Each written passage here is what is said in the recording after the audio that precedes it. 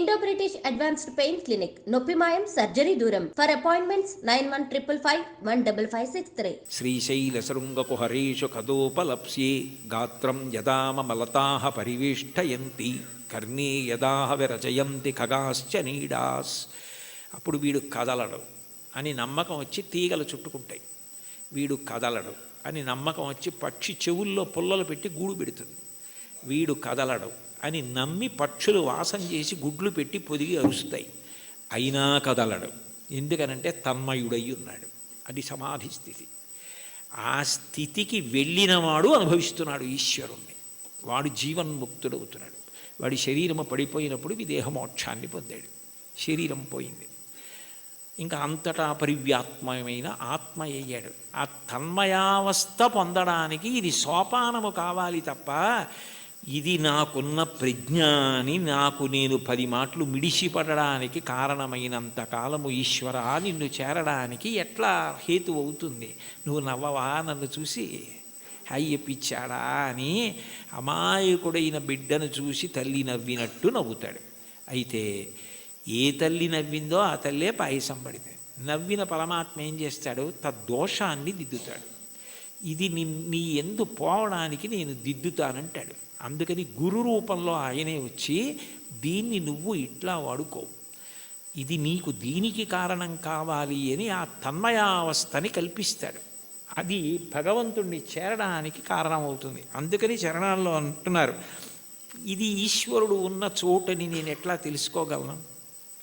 అంతటా ఉన్నాడు, ఇందుగలడందులేడని సందేహములతో చక్రి సర్వోపగతుండెందెందు వెదకి చూచిన అందందే కలడు దానవగ్రణి వింటే. ఇక్కడ ఉన్నవాడిని అయితే చూడగలను, అంతటా ఉన్నాడంటే ఎలా చూస్తాను? ఆ జ్ఞానము కలగాలి. ఆ జ్ఞానం ఎవరివ్వాలి? ఆయన ఇవ్వాలి. కాబట్టి ఉన్న చోటెరుగుదునా ఓయి అంటే పలికేవా? అతిశయం మనసులో ఉండిపోతే ఓయి అని పిలిస్తే నువ్వు పలుకుతావా? సాధ్యమా? నేనేమైనా ఒక గదిలోంచి ఒక గదిలోకి వెళ్ళిపోయినట్టు నీ దగ్గరికి పరమపదానికి వచ్చి వెళ్ళిపోగలిగినంత సమర్థున్నా? నా వల్ల సాధ్యం అవుతుందా? ఇంత పారవశ్యం ఉండి ఇంత గొప్పగా విష్ణు సంకీర్తన చేయగలిగినటువంటి మహాజ్ఞాని, భక్తి వైరాగ్యము కలిగినటువంటి వారు తన మీద పెట్టుకుని నన్ను చూసి నువ్వు నవ్వవా అని పాడడంలో ఉన్న గొప్పతనం ఏమిటంటే, వీరిని చూసి నువ్వు నవ్వవా అని రాశారనుకోండి, అతిశయం అవుతుంది.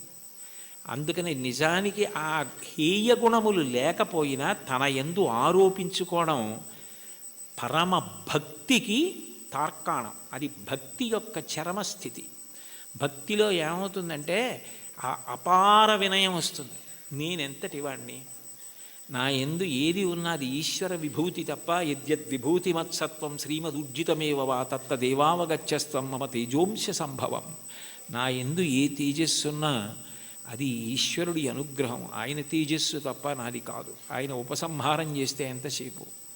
ఆయన అనుగ్రహించాడు కాబట్టి నడుస్తోంది అన్న వినయం ఎక్కడుంటుందో అక్కడ అనుగ్రహం ఉంటుంది. అందుకే మీరు చూడండి, మహాత్ములైన వారెవ్వరూ ఈ వినయం తప్పరు.